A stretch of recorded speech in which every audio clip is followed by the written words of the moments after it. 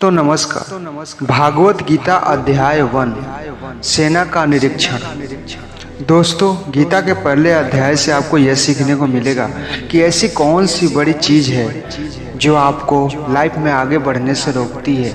भले ही आपके अंदर कितना भी टैलेंट हो, कितना भी गुणवान हो, लेकिन उस एक चीज की वजह से आप सही डिसीजन नहीं ले पाते और अपना कार्य नहीं कर पाते।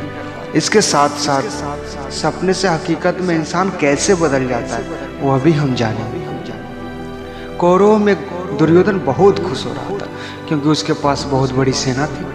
भीष्म पितामह, गुरु द्रोणाचार्य और कृपाचार्य जैसे महान योद्धा थे। पांडवों की सेना में अर्जुन, भीष्म सहित पांचों पांडव, भगवान श्री कृष्ण और पांचों पांडव आदि थे और यह युद्ध पूरी तरीके से पारिवारिक हो चुका था। पांडव और कौरवों के लिए गुरु द्रोणाचार्य और कृपाचार्य दोनों एक ही थे। दादा भीष्म भी एक ही थे। साथ ही साथ पांडव और कौरव के भी एक दूसरे के चचेरे भाई थे, लेकिन हर कोई जीतने के इरादे से आया था।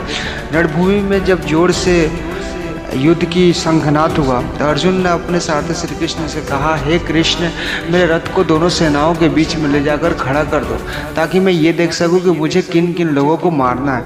ऐसा सुनकर भगवान कृष्ण ने अर्जुन को दोनों सेनाओं के बीच में ले जाकर खड़ा कर दिया, जहाँ पर कौरव के सेना में दादा भीष्म पितामह, गुरु द्रोणाचार्य और कृपाचार्य खड़े थे। गुरु द्रोणाचार्य ने ही अर्जुन को तीर चलाना सिखाया था। अर्जुन ने युद्ध के मैदान में जहाँ भी देखा वहाँ पर भी इसके परिवार वाले ही नजर आए। यह देखकर अर्जुन बहुत दुखी हुआ और कृष्ण से बोले, यहाँ तो सब कोई हमारा अपना है, सगा संबंधी है। मैं अपने ही लोगों को युद्ध में नहीं मार सकता। मुझे इस राज्य के लिए क्या तीनों लोग भी कोई अगर दे फिर भी मैं ऐसा नहीं कर पाऊंगा जिसमें मुझे अपनों को ही मारना पड़े। ऐसा बोलकर अर्जुन बहुत दुखी हो गए और कोसते हुए धनुष को छोड़कर जाके रथ में वापस बैठे। दोस्तों, गीता के फर्स्ट चैप्टर में हमें यही सीखने को मिलता है, वास्तविकता सोच से परे होती है। हमें नहीं पता होता है जब हम कोई काम करने का इरादा लेकर जा रहे होते हैं तो वहाँ पर क्या हो सकता है। जब हम किसी बुरी चीज़ का सामना करते हैं तो हम संयम खो बैठते हैं और घबरा जाते हैं, और घबरा जाने के बाद हम अपना ही असली रूप भूल जाते हैं। भले ही अर्जुन युद्ध कला में मास्टर था, भले ही युद्ध करने के लिए मैदान में गया था, लेकिन युद्ध सिर्फ हथियारों से नहीं जीता जाता। उसके लिए इरादे भी चाहिए, इमोशनल स्टेबिलिटी भी चाहिए।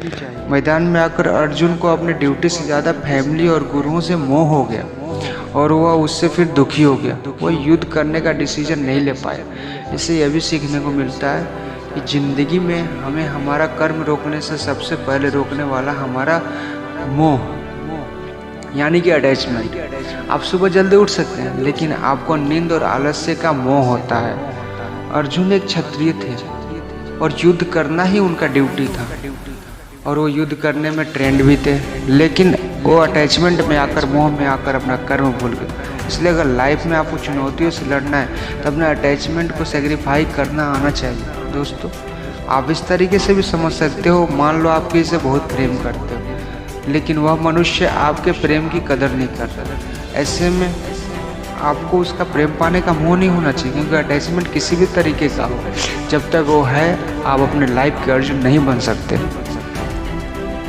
जय श्री कृष्ण। अगला अध्याय गीता का सार, जो कि आपको अगले वीडियो में सुनने और समझने को मिलेगा।